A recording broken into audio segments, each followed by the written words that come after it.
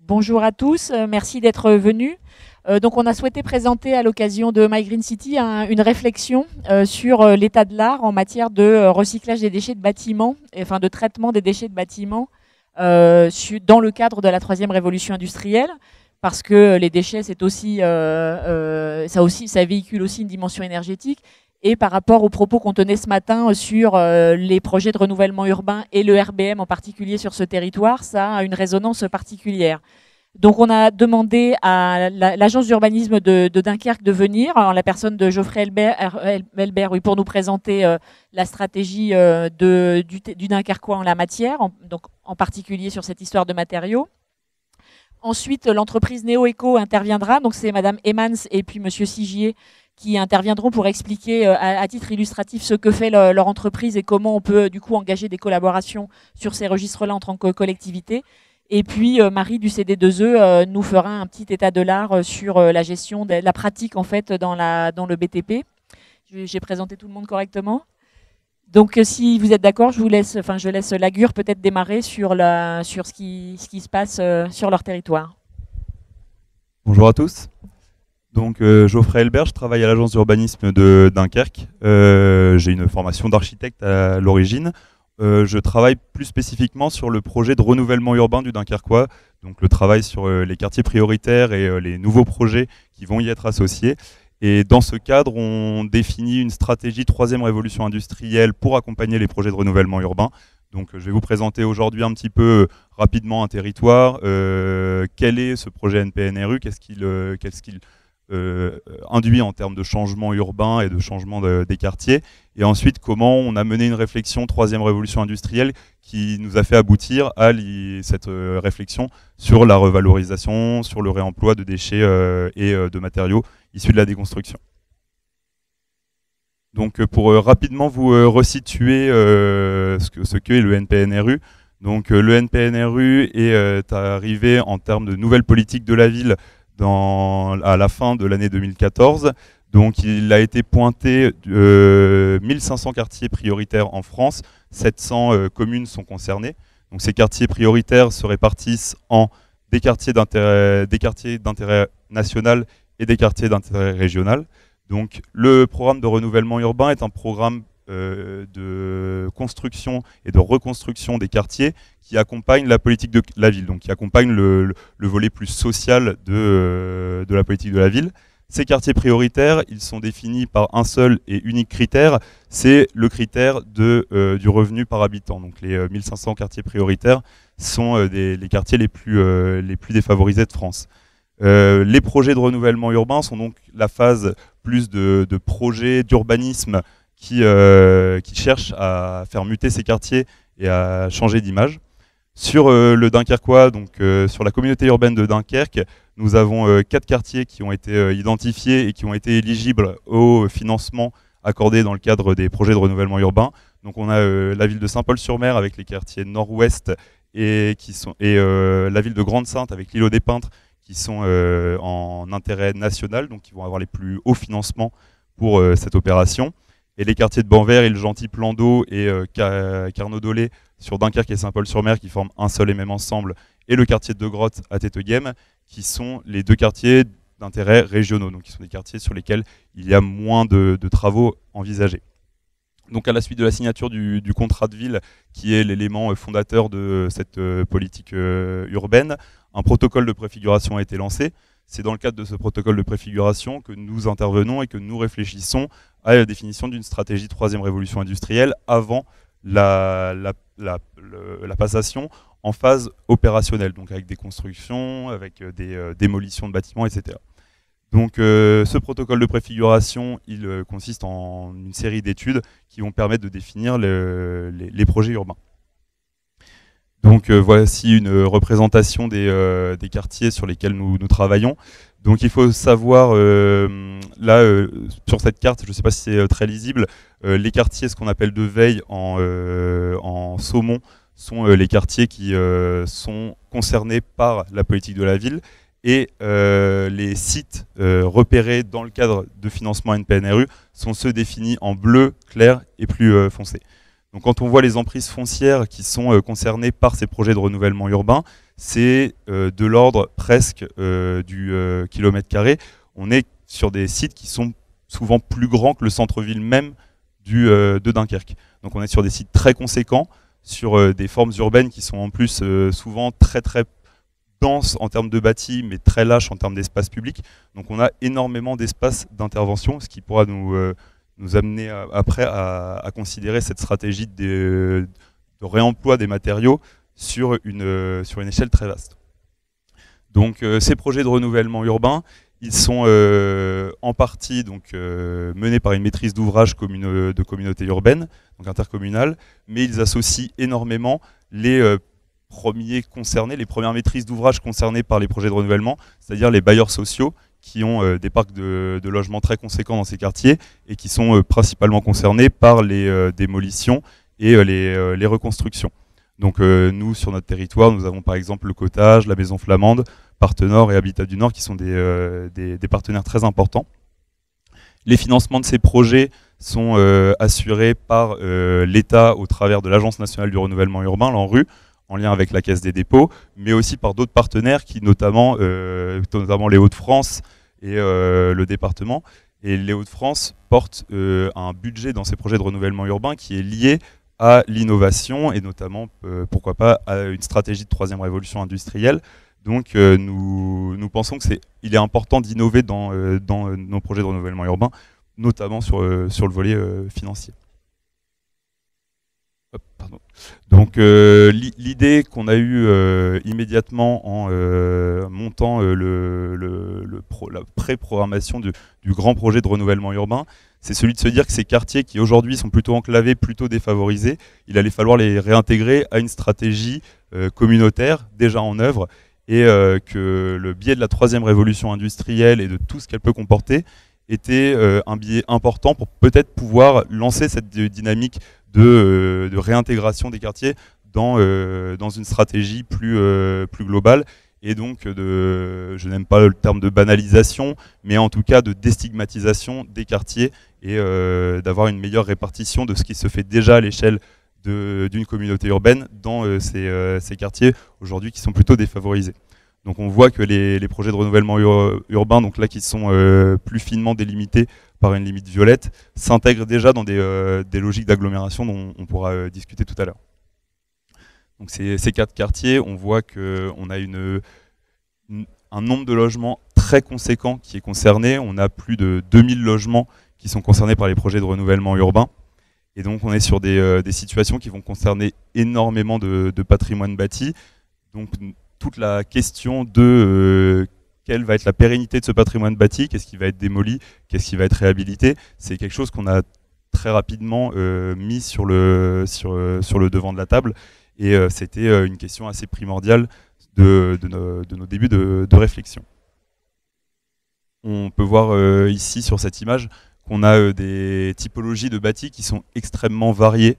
Donc on peut aller aussi bien de petites maisons individuelles comme celle que nous avons en haut à gauche à Saint-Paul-sur-Mer dans une cité cheminote, comme des grands éléments urbains, grands ensembles urbains des années 60, 70, parfois aussi 80, qui aujourd'hui sont dans un état de délabrement pour certains assez avancé, d'autres qui ne correspondent plus trop en termes d'insertion dans l'espace public à ce qui a été fait aux alentours.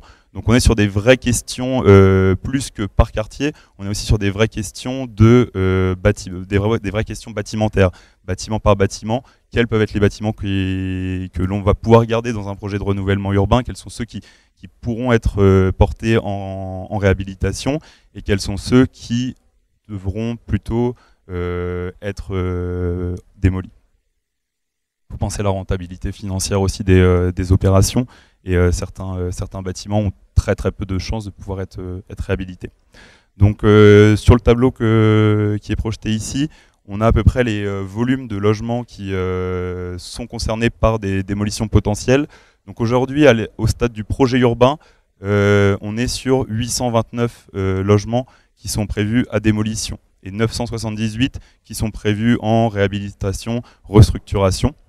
dont 985 logements au total qui pourront bénéficier d'une résidentialisation.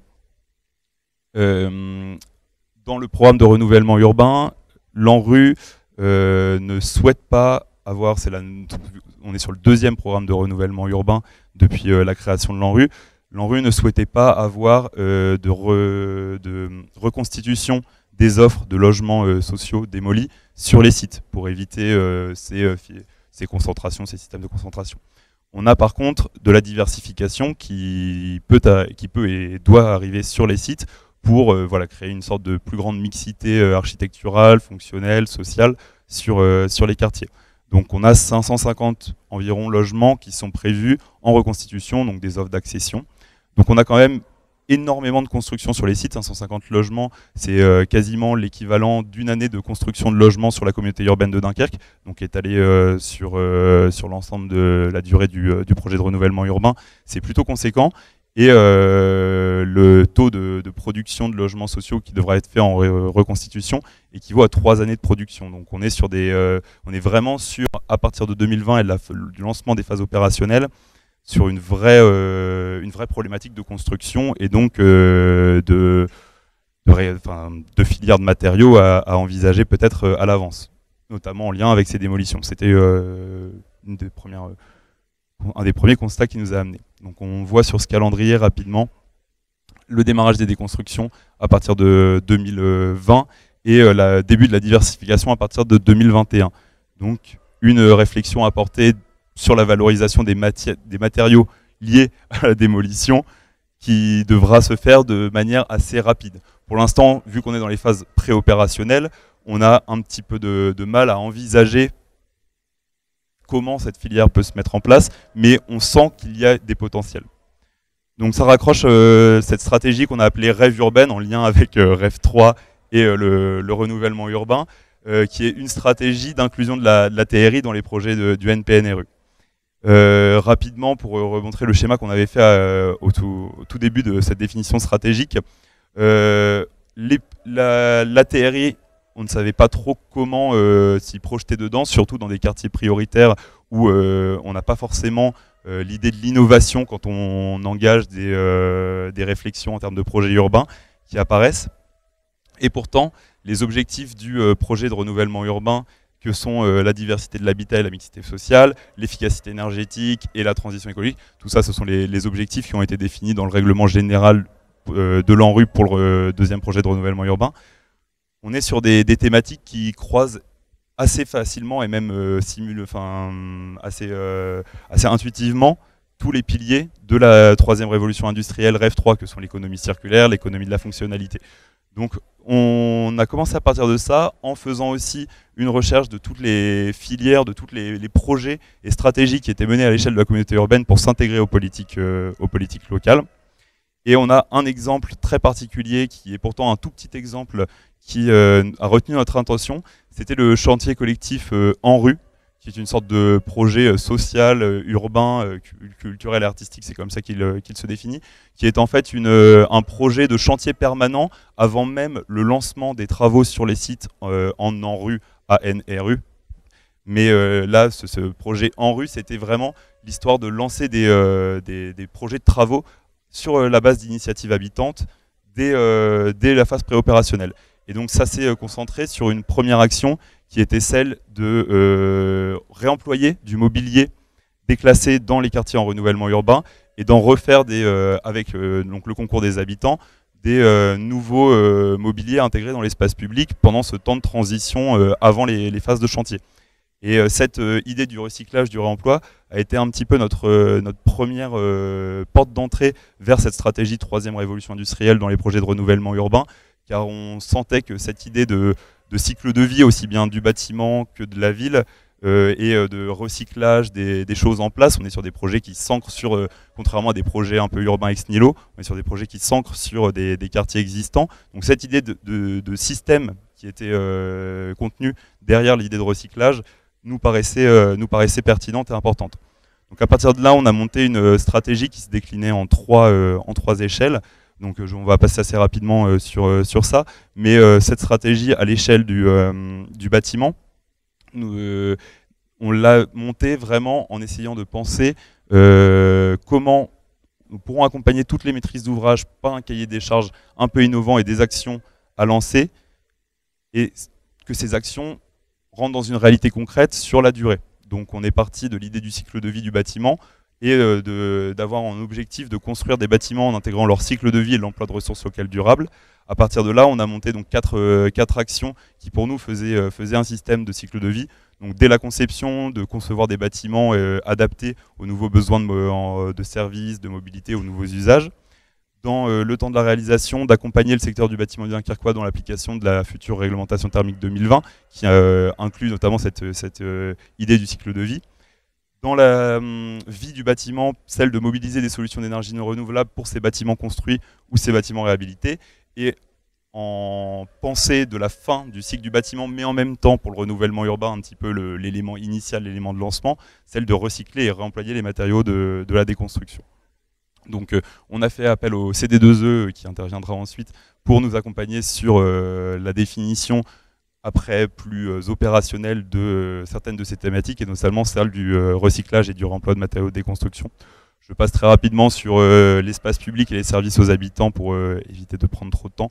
Donc voici le schéma général de notre stratégie qui croise ces trois échelles et ces trois objectifs pour aboutir à une stratégie un peu intégrée et systémique, on va dire, pas une stratégie qui se concentre uniquement sur le volet bâtimentaire ou sur un volet très spécifique de l'espace public, mais vraiment sur un ensemble de déclinaisons des thématiques de la TRI dans le renouvellement urbain.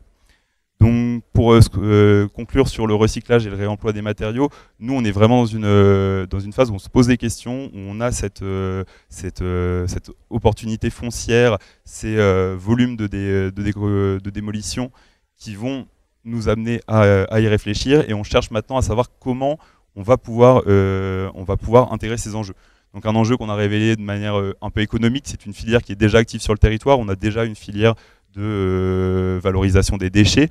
Comment cette filière de valorisation des déchets qui est insérée dans le système communauté urbaine, nous pouvons le replacer vers une valorisation des matériaux issus des démolitions, comment on peut l'adapter. On a des partenaires qui sont, tels que les bailleurs sociaux, qui sont déjà sensibilisés et prêts à s'investir. On a un réseau local d'entreprises qui est existant, et on a dans la perspective que cette filière de réemploi et de recyclage pourra être une possibilité d'avoir des emplois qui se créent, notamment dans les quartiers, avec un enjeu social aussi de formation et d'insertion pour les personnes, comme a été lancé rapidement sur le projet En Rue dont on parlait tout à l'heure. C'est aussi un enjeu urbain très important, on va avoir énormément de foncier en attente qu'il va falloir valoriser. Ça peut être l'occasion d'avoir des sites de tri, etc. Et un aspect qui nous paraît aussi extrêmement important, c'est celui de la mémoire des quartiers. Ça veut dire que les projets de renouvellement urbain, ce n'est pas un tabula rasa et on repart de zéro, on reconstruit tout. C'est vraiment l'idée de valoriser ce qui est existant. Donc comment les bâtiments qui ont été démolis, on peut conserver une partie de leur histoire. Donc on avait certains bâtiments avec des éléments qu'on espère pouvoir rentrer dans la conception des espaces publics. Quelques points de vigilance pour essayer de conclure assez rapidement. L'idée des calendriers qu'on a passé assez rapidement tout à l'heure, qui est quelque chose d'extrêmement problématique pour nous. On est sur un projet qui, même s'il est très réparti dans le temps, vu qu'il doit être porté jusqu'en 2025, on va être sur un projet où il y aura énormément de volume de construction, de démolition. On va avoir un calendrier qui va être très contraint. Comment on peut essayer de mettre autour de la table l'ensemble des acteurs dans une grande filière de valorisation des déchets, en tenant compte du calendrier. Et bien sûr, après, on a des points que vous aborderez peut-être sur la présence d'amiante, sur la performance environnementale des matériaux réemployés, sachant qu'on a dans notre stratégie pointé le fait qu'il fallait s'adapter aux nouvelles réglementations thermiques. Donc on est sur vraiment beaucoup d'interrogations, et notamment sur celle de comment procéder avec l'ensemble des acteurs dans une filière un peu commune. Merci. Merci beaucoup. Donc on voit que c'est pas forcément simple, mais en même temps parce que en termes de gestion de chantier, c'est pas facile à intégrer, mais en même temps ça relève quand même de bon sens et de boucles vertueuses d'un point de vue de l'économie, de l'activité et de l'emploi local. Et du coup, on va passer la parole à l'entreprise NeoEco, à la personne de Madame Emmons dans un premier temps. Bonjour. Il y a des entreprises, beaucoup d'entreprises régionales sur ce secteur en fait. Oui, donc bonjour. Donc NeoEco, on est situé en métropole lilloise. et on est acteur de la valorisation des déchets. Alors comment? On a deux activités, une activité plus process ingénierie, et on conçoit et réalise et installe des lignes de tri, traitement de déchets. Donc on a ensemblier de machines, mais pas seulement, on fait toute la partie aussi plan, engineering, montage, mise en service. Et puis une deuxième activité qui est donc de la recherche et développement et du conseil en entreprise sur la partie RSE, économie circulaire. Donc ça se décline en plusieurs projets collaboratifs sur fonds propres ou aidés aussi par différentes institutions comme l'ADEME par exemple ou des projets FEDER, et donc sur différentes thématiques de valorisation de déchets pour lesquelles on étudie différentes solutions de valorisation et on va jusqu'à créer parfois des écoproduits pour pouvoir trouver des solutions à mettre sur le marché. Aujourd'hui, dans le domaine de la déconstruction, donc, on a une offre dont va vous parler Guillaume sur la partie déconstruction afin de réaliser un audit et de voir quels matériaux on peut valoriser, lesquels on ne peut pas, et essayer de mettre tout ça en œuvre et en image et en action. Aujourd'hui, en termes de projets collaboratifs dans le domaine, on a un projet qui s'appelle Valdem, multipartenaire, donc notamment avec le CD2E, l'IMT Lille-Douai, l'Université de Liège, le CTP, nous, j'espère que j'oublie personne. Voilà, et donc c'est sur la thématique des déchets de déconstruction, donc les procédés pour pouvoir les trier, la partie ACV également, et puis ensuite réaliser en effet des ouvrages écoproduits avec ces déchets-là et vérifier après leur innocuité environnementale. Voilà, je vais laisser la parole à Monsieur Sigier qui a énormément de choses à vous dire. Merci beaucoup. Bonjour. Voilà, donc oui, j'ai la mission de vous expliquer ce que nous faisons en projet de déconstruction intelligente et reconstruction également. Voilà, aujourd'hui, c'est vrai que comme Sophie le disait, on a beaucoup d'activités dans l'économie circulaire. Et là, on s'est vraiment entre guillemets attardé sur une demande conséquente qui est la partie bâtiment, puisqu'en fait quand on se rend compte que aujourd'hui vous avez des bâtiments qui sont en déconstruction et en reconstruction, que la construction vous êtes capable de savoir quasiment à l'euro près combien le bâtiment va vous coûter, mais par contre la déconstruction ou la démolition c'est entre 1 et 3% du bâtiment. Comment est-ce qu'on se positionne par rapport à ça? En plus de ça, on s'est rendu compte, bien sûr, que le béton en lui-même, qui est quand même l'une des plus grosses parties de la structure du bâtiment, ce béton, aujourd'hui, est la deuxième ressource la plus utilisée après l'eau en France et dans le monde. Donc, voilà, il fallait quand même s'y attarder au maximum pour pouvoir trouver des solutions. Ça, on a déjà vu. On a également bien sûr la législation qui nous demande de respecter un 70% de valorisation des déchets du bâtiment d'ici à 2020. Donc voilà, il y a quand même tout un cadre législatif qui va rentrer là-dedans en plus. Bon, je vais vous passer tout ce qui est explication sur des grands schémas. On va revenir vraiment sur de la composition et sur des actions. Aujourd'hui, ce que l'on a fait, c'est qu'on a créé une méthodologie applicable, pratique, et puis qui va nous permettre en fait d'avoir des opérations qui vont être au même coût, même norme, voire un peu mieux que le même coût, voire beaucoup mieux. Enfin bon bref, je vous explique ça.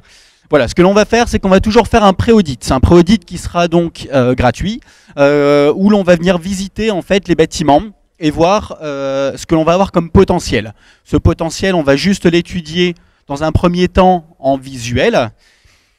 Ensuite, si jamais on voit qu'il y a un réel potentiel, on va mettre en place un audit quantitatif et qualitatif. Alors pas l'audit déchets classique que vous avez et qui est obligatoire dans la législation, mais là on va vraiment faire un diagnostic ressources.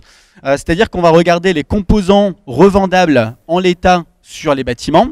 On va également regarder les matériaux de la déconstruction et donc échantillonner, carotter pour pouvoir tester et regarder les caractéristiques à la fois minéralogiques, physico-chimiques, géotechniques, mécaniques. Voilà, on va regarder en fait l'impact que ça peut avoir. Ensuite, on va donc faire le diagnostic des impacts financiers et environnementaux. Donc on va vous remettre un dossier complet avec ce qui peut être dégagé comme bénéfice, notamment par exemple sur les bâtiments, ou est-ce qu'on va aller chercher la richesse dans ce bâtiment? Ensuite, donc, on passera à l'évaluation des potentiels en écomatériaux. Donc, comme Sophie le disait, on fait des éco-produits aujourd'hui, mais on fait également des écomatériaux. C'est-à-dire que votre béton, par exemple, on va pouvoir le renormer pour qu'il puisse avoir une réelle intégration. Si jamais vous avez certains types de minéraux ou autres qui vont être présents sur le dossier, notre métier d'ingénierie également, c'est de retrouver une solution pour reformuler ce matériau et pouvoir le réinjecter avec la meilleure valorisation, lui redonner de la noblesse, en gros. J'espère que c'est suffisamment clair, je ne sais pas si ça va. Bon, très bien, parfait. Alors, ensuite, on va quand même faire un montage donc, et une ingénierie financière. Regardez ce que l'on peut viser comme différentes aides. C'est toujours mieux. Pour l'instant, on peut encore en avoir, donc on va aller les viser. Et puis, en plus de ça, on va aussi regarder sur le montage financier comment est-ce qu'on va faire pour réussir à améliorer les choses sans prendre trop de temps. On va compenser en fait la déconstruction ou démolition avec le fait de pouvoir déconstruire de manière intelligente et gagner du temps. Les recherches et mise en place de filières. Donc, ça va passer à la fois par du réemploi d'un côté, des autres côtés par des écomatériaux qu'on va renormer, comme je le disais tout à l'heure, et regarder également à quel endroit on va pouvoir le faire. Je vous invite à aller voir Émilie également sur le stand, notamment de la SEM pour la lainière. C'est un beau projet qui a été réalisé. On va le passer rapidement. Je vais passer assez rapidement les différentes étapes, comme ça on va avoir des cas concrets réalisés aujourd'hui. Voilà, oui, pardon. Assistance à maîtrise d'ouvrage, donc ça c'est ce qu'on peut vous proposer, les éventuelles coordinations des différents acteurs également, puisqu'aujourd'hui l'économie circulaire c'est quelque chose d'assez particulier quand même, et il faut être spécialisé pour pouvoir vous accompagner correctement, pour laisser les personnes du métier faire leur métier, et que nous on accompagne sur la partie économie circulaire. Sortie implicite du statut de déchet, donc, comme on le disait, c'est condition sine qua non pour pouvoir réutiliser également en écomatériaux, notamment. Et donc, suivi géotechnique et environnemental. Alors aujourd'hui, quand on reformule, par exemple, on ne va pas vous laisser sans avoir un suivi qui va être environnemental. C'est-à-dire que demain, si jamais on refait une formulation et qu'on a des éventuels rejets, déchets veut dire pollution pour la plupart des personnes. Là, ce que l'on va faire, c'est qu'on va suivre justement préalablement pour être certain qu'il n'y ait aucun rejet dans le futur. Et on a donc un labo spécifique là-dessus pour faire des tests, notamment avec des lumières accélérées, avec de l'eau accélérée, notamment pour pouvoir regarder quel est l'impact de l'environnement naturel sur ces écomatériaux et sur ces écoproduits. Voilà. Donc ensuite, synthèse et retour d'expérience. Je peux me permettre de prendre juste encore... Très rapidement, je vous fais quelques petites présentations de réalisations concrètes. Alors, celui-ci, normalement, ça va fonctionner. Voilà, super. Vous êtes localisé où ? Donc nous sommes sur Allennes-les-Eaux-Bourdins, au sud de l'île. Aujourd'hui, on a des terrains de jeu qui sont France et parfois Europe. On a certaines demandes également. Donc voilà, n'hésitez surtout pas. Voilà, donc valoriser donc les matériaux notamment. On va revenir sur un dossier phare aujourd'hui. C'est le site des Trois Suisses à Croix. Donc certainement, vous êtes déjà passé dans le coin. Voilà, et donc il y a un énorme bâtiment logistique qui a été déconstruit dernièrement. Dans ce bâtiment, donc, on a vu qu'il y avait beaucoup de potentiel au début en béton. Donc on s'est dit, ok, on va accompagner sur la partie des bétons. Et on s'est vite rendu compte qu'il y avait d'autres richesses dans le bâtiment, notamment des fenêtres assez spécifiques et non standards, qui avaient une richesse justement, et là je reprends Geoffrey, sur le fait d'avoir une histoire également. On va démanteler ce qui va être vraiment de l'histoire du site pour pouvoir le réimplanter ensuite à proximité par exemple. Mais également, là où on a trouvé vraiment la source, et c'est en auditant de manière très précise qu'on a trouvé cette ressource, c'est la ressource des parquets notamment. On a retrouvé 10 000 mètres carrés de parquets. Aujourd'hui, alors c'était du 2,8 cm, donc un beau parquet, une belle épaisseur. Et ce que l'on a trouvé comme richesse là-dessus, plutôt que ce soit mis en enfouissement, enfin pas en enfouissement, pardon, en incinération classique dans un premier temps, ensuite ça a été dit éventuellement chaudière, donc chaudière à bois. Là, on a trouvé une solution de réemploi directement de ce parquet. Donc il y a eu 5000 mètres carrés notamment qui sont repartis sur un fabricant de parquet en fait qui l'a repris, donc qui a été déconstruit et donc qui a été revendu à 20 € du mètre carré pour ce parquet. Donc ça fait une réelle ressource pour pouvoir déconstruire correctement le bâtiment. Ensuite, on a également travaillé avec la société Tarkett, qui est située en Belgique, également sur le fait je pense que ça va être 2000 mètres carrés. Je pense que c'est 2000 mètres carrés sur lesquels on a travaillé pour pouvoir redécouper les parquets également en 3 lames différentes pour faire les nouvelles générations de parquets. Et donc, 1 mètre carré de parquet devient 3 mètres carrés. Ce qui est plutôt beau quand même. Et ensuite, donc, on a eu également, notamment, alors c'était la Sauvegarde du Nord qui est intervenue également avec le collectif ZERM et qui sont venus démonter également une partie de ce parquet. Et on a d'autres, ensuite, là, on a encore quelques actions là-dessus où on a encore le parquet qui est démantelé aujourd'hui. Tout ça pour dire qu'il y a de grosses ressources dans les différents bâtiments. On a également le site de la Maillerie qui a été déconstruit, où là on a une grosse valorisation et une optimisation économique importante. Le site de la Lénière, mais ça je vous invite à aller voir Émilie sur le stand de la SEM. Également donc le site du Peignage à Médée, où donc on va également faire revenir en cradle to cradle les différents voilà, déchets, en gros déconstruction, plutôt les ressources secondaires que l'on remet sur le site. Site Penel et Flippo, Bonasabla également par exemple, donc qui peut paraître être un site, oui.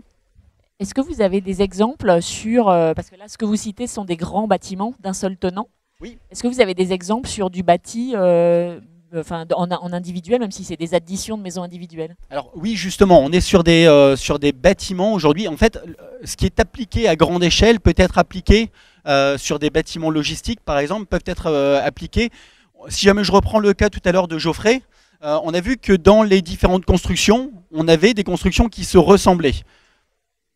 Voilà, sur les différentes constructions, avec notamment des maisons qui sont en béton. Alors le béton, c'est vrai qu'on va souvent le viser parce qu'on a vraiment une réelle ressource aujourd'hui et on a une économie financière importante à gagner sur ce béton pour pouvoir le reformuler. Mais on voit que sur des quantités de logements, par exemple, il y a vraiment une ressource à aller chercher. Le tout, pour être certain que ça puisse coller, c'est de nous demander de venir voir et préauditer les bâtiments pour être certain qu'on vous dise « Ok, pour nous, c'est même coût, même norme ». Et puis au moins, voilà, on vous donne notre avis aussi là-dessus. Merci beaucoup pour ces exemples, c'était très illustrant. Je propose de rendre la parole à Marie Darul qui va un peu nous expliquer l'état de l'art ailleurs, hein, puisque d'autres territoires sont confrontés aux mêmes problématiques que nous. Voilà. Merci Sylvie. Je vais terminer cet atelier.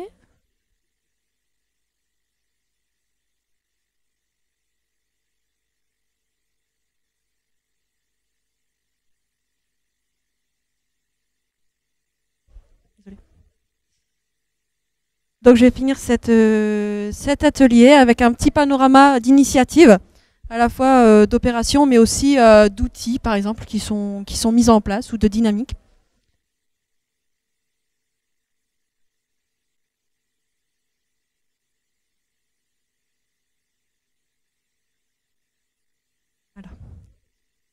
Voilà, bon, c'est des chiffres, hein, Guillaume vous en a présenté quelques-uns, c'était histoire de remettre un petit peu tout ça en contexte. En gros, vous voyez que le secteur du bâtiment, c'est vraiment un secteur clé pour réduire l'impact sur l'environnement, tant d'un point de vue consommation de ressources, consommation d'énergie, émissions de gaz à effet de serre, également production de déchets. Vous voyez en bas un petit schéma, alors je ne sais pas si ça s'affiche bien, mais en gros, vous voyez que la partie produits et construction et équipement dans un bâtiment, c'est la partie qui va générer le plus de déchets par rapport à la phase d'exploitation du bâtiment. Donc c'est vraiment là qu'il y a une réflexion à apporter, tant en phase des constructions du bâtiment, mais aussi en amont, quand vous allez concevoir le bâtiment, donc ce qu'on appelle l'éco-conception, voir comment vous pouvez intégrer des matériaux issus du réemploi, du recyclage, etc. Voilà, quelques chiffres également au niveau de la production des déchets, hein, on se rejoint, 38 millions de tonnes par an, 10,2 millions de tonnes par an qui font partie qui sont issus du second œuvre. Donc on sait que tout ce qui est minéral commence à être assez bien recyclé. Ceux qui sont issus du second œuvre sont un petit peu plus compliqués. Voilà, on connaît un petit peu moins les filières de valorisation. Également en termes financiers, donc ça a également été évoqué.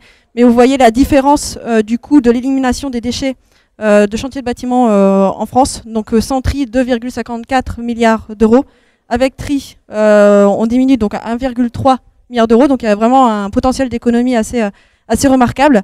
Et ensuite, avec une part de recyclage, vous voyez que ça ne coûte pas plus cher de recycler. Et que ça peut même occasionner un gain à la fois économique et puis environnemental. Donc là, je vais vous évoquer quelques pistes à différentes étapes du cycle de vie du bâtiment pour intégrer cette question d'économie circulaire. Donc on l'a vu, hein, au niveau de la fin de vie du bâtiment, donc valoriser au maximum les produits du bâtiment en fin de vie. Donc ça passe par des savoir-faire, des connaissances, comme l'entreprise NeoEco, notamment identifier les ressources potentielles et puis futures pistes de valorisation, et puis de déconstruire de la bonne façon afin de pouvoir les réutiliser derrière. Et puis donc favoriser une future valorisation en identifiant les filières de réemploi, réutilisation et puis recyclage. Alors je vous parlais d'une opération qui s'appelle ReaFuture, qui est située sur le territoire de la CAL, qui est située à Los Angeles plus précisément. C'est la rénovation d'une maison d'ingénieurs des mines qui date de 1923. Et on s'est posé la question, voilà, qu'est-ce qu'on peut réemployer dans son bâtiment qui, comme vous le voyez, a un caractère patrimonial assez fort, assez intéressant. Et donc on s'est posé la question. Voilà, donc au niveau du chantier de déconstruction, on a identifié plusieurs matériaux qui pouvaient être réemployés, notamment donc le parquet qui est en sapin rouge, les carreaux de ciment, donc ça c'est hyper à la mode en plus, c'est assez sympa d'un point de vue look, les portes qui étaient également présentes, et puis il y a pas mal de murs qui ont été cassés, donc là on sera plutôt sur la réutilisation.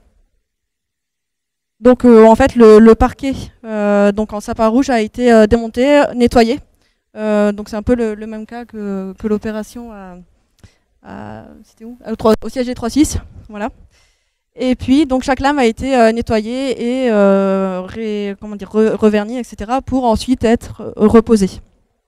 Au niveau des carreaux, donc je vous invite à venir à ReaFuture si vous êtes dans le coin, c'est assez intéressant à voir. Les carreaux d'argile, les carreaux de ciment pardon, qui ont été enlevés soigneusement, qui ont été nettoyés, puis ensuite qui ont été reposés. Bon, il a fallu prendre un certain nombre de précautions puisque c'est pas la même épaisseur en termes de carreaux que les carreaux qu'on a pu réutiliser. Bon, en tout cas, il y a un petit bilan économique qui a été fait et en fait, ça n'a pas coûté plus cher de déposer les carreaux de ciment, de les nettoyer et ensuite de les reposer. Ça n'a pas coûté plus cher que tout ce qui était donc transport dans un site de traitement, le traitement. Donc forcément, traiter des déchets, ça a un coût. Et puis également acquérir des nouveaux carreaux.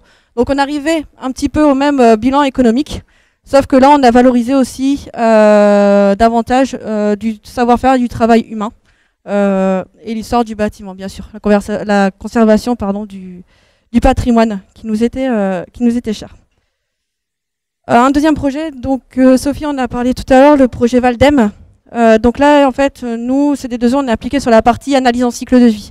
Analyse en cycle de vie, c'est-à-dire qu'on va évaluer l'impact environnemental d'un produit, d'un service, d'une filière. Et dans ce projet, en fait, l'idée c'était, parce qu'on y est toujours, d'évaluer l'intérêt environnemental de différentes voies de valorisation. Parce qu'en fait, quand vous déconstruisez un bâtiment, il y a différents systèmes constructifs qui sont plus ou moins faciles à traiter, à valoriser. Différentes qualités de déconstruction. Il y a le schéma avec la boule qui va venir...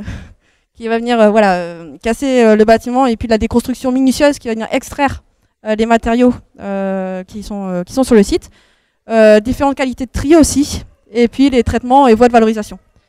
Donc l'idée, c'est à la fois, l'idée de ce projet, c'est de confronter les retours du terrain, savoir ce qui se fait dans la vraie vie, avec l'impact environnemental de différents scénarios de traitement, et de voir justement quelles sont les voies de valorisation qui sont les plus intéressant de chiffrer ça en fait sur des faits, basé sur des faits, des calculs scientifiques. Et voilà, répondre à des questions, par exemple, quels sont les systèmes constructifs les plus faciles à valoriser en fin de vie, ce qu'il vaut mieux construire en briques, en béton, etc. L'intérêt de bien déconstruire son bâtiment, quel impact ça a justement sur le bilan environnemental du bâtiment. Est-ce qu'il vaut mieux trier sur site ou plus tard sur plateforme? Quelle est la plus-value environnementale du recyclage? Voilà, donc toutes les questions qui vont nous permettre de bien orienter la fin de vie du bâtiment. Partie construction, rénovation. Donc je vous ai dit, la volonté d'intégrer l'économie circulaire et d'anticiper le plus en amont possible ce que vous allez pouvoir ensuite valoriser lors de l'opération de rénovation ou lors de la fin de vie du bâtiment. Donc par exemple, des pistes, c'est réduire en fait l'impact de la phase construction du bâtiment sur l'environnement, favoriser l'approvisionnement local, utiliser des produits éco-conçus, valoriser des ressources déjà existantes, et puis anticiper l'évolution du bâtiment et sa fin de vie. Donc là, 2-3 exemples. Il y a des matériaux, des produits de construction qui intègrent déjà des ressources recyclées. Par exemple, vous avez un isolant en coton recyclé qui est fabriqué pas très loin d'ici à Billy-Berclos, qui intègre 75-80% de jeans recyclés dans sa constitution. Donc voilà, l'idée c'est de donner une nouvelle vie. Vous avez la ouate de cellulose aussi, donc c'est papier journal recyclé. Et puis, donc vous en avez pas mal parlé tout à l'heure, la question du béton. Il y a pas mal de recherches qui a abouti à comment valoriser par exemple des granulats recyclés dans le béton. Donc pas mal de projets au niveau national et régional, bien sûr. Également, donc bon, rien de tel que de se faire accompagner par des spécialistes. Vous avez également des outils sur Internet, par exemple Opalis en Belgique, où là vous pouvez trouver, voilà, si vous souhaitez intégrer des matériaux recyclés et puis intégrant aussi un volet patrimonial, parce qu'on peut trouver des super belles choses sur chez ces revendeurs. En Belgique, il y a voilà, cet outil qui permet de cibler, un petit peu de rapprocher l'offre et la demande. Donc celui qui va chercher un matériau à réutiliser va pouvoir contacter le revendeur qui revend justement ce produit. Donc la question de la mise en relation. Également, de la recherche ou même des choses qui sont déjà faites, c'est anticiper la déconstruction ou tout au moins l'évolution de l'utilisation du bâtiment. Donc je ne sais pas si Romain est encore là, mais en tout cas par exemple chez LMH, ils ont un parking de voitures, mais espèrent rapidement qu'il y aura de moins en moins de monde qui va venir en voiture. Et du coup quelque chose qui est, donc ce parking est transformable en bureau. C'est-à-dire qu'ils se sont dit, voilà, si les gens ne viennent plus en voiture, cet espace-là, on va le concevoir de telle manière à pouvoir le changer très simplement sous forme de bureau. Là, vous avez sur le diapo deux autres initiatives. Par exemple, ici, pour assembler deux plaques d'OSB ensemble, en fait, voilà, on essaie de trouver d'autres moyens. Ici, on s'appuie sur un système d'assembleur qui se rapproche un petit peu des systèmes d'assemblage de fermettes, en fait. Voilà, donc quelque chose qui peut facilement s'enlever pour pouvoir réutiliser les panneaux OSB derrière. Il y a également des systèmes au niveau des dalles de béton et puis des murs de briques qui permettent de déconstruire plus facilement ensuite derrière et de revaloriser les éléments. Également la construction sur pieux, forcément, qui laisse moins d'impact au niveau du sol, donc plus facile peut-être à traiter. Deux dernières initiatives, j'ai fini.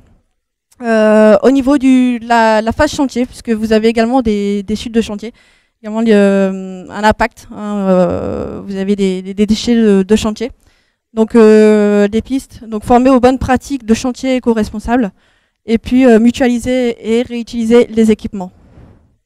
Donc là, deux choses, par exemple, la Fédération française du bâtiment, qui a un site où il y a pas mal de ressources, et notamment identifier, pas loin de chez vous, enfin pas loin du lieu du chantier, des sites de traitement des différents types de déchets que vous pouvez trouver. Donc voilà, est-ce que c'est pertinent d'aller traiter un déchet particulier à 1000 km d'un point de vue bilan environnemental? On peut se poser la question. Donc voilà, l'idée c'est aussi de mettre en relation les différentes structures qui existent pas très loin. Voilà. La dernière chose, ça je trouve ça plutôt sympa, c'est la création d'un marché d'occasion des bâtiments modulaires, notamment au niveau des bases vie qui sont utilisées sur chantier, mais pas que. Et en fait, il y a près de 400 mètres carrés de bâtiments modulaires qui sont détruits assez rapidement, alors que leur durée de vie est assez importante. On peut aller jusque là, ils disent 20 ans, mais ça peut tout à fait être plus important. Et du coup, la société, par exemple, Composphère, a eu l'idée de créer un marché d'occasion de ces bases vie pour permettre de donner une seconde vie aux bâtiments modulaires et éviter qu'ils soient pas exploités à leur juste mesure. Voilà. Donc c'était quelques initiatives. Il y en a plein d'autres. Merci beaucoup, Marie. Voilà, on tenait à vous faire aussi un aperçu. En général, ce matin, on a parlé de l'ERBM et de l'opportunité que ça présentait en termes de massification et de changement d'échelle sur la troisième révolution industrielle. Mais c'est vrai que souvent, quand on parle de bâti et d'énergie, spontanément, on va penser au chauffage et à l'électricité, alors qu'on ne pense pas que le bâti lui-même, à la fois dans sa construction et dans sa déconstruction, ça présente aussi des enjeux énormes d'énergie. Or, il y a des solutions techniques et pratiques qui sont tout à fait à portée de main finalement, même si ça peut compliquer un petit peu. En fait, c'est une manière de penser les choses différentes, mais ce sont des solutions qui sont à portée de main et qui, encore une fois, exactement comme ce qu'on évoquait ce matin avec la rénovation thermique, qui sont génératrices d'activité et d'emploi local. Voilà, on a terminé à moins que vous ayez des réactions les uns les autres, mais sinon on a terminé pour cet atelier. Merci à tous d'être venus et merci à nos intervenants.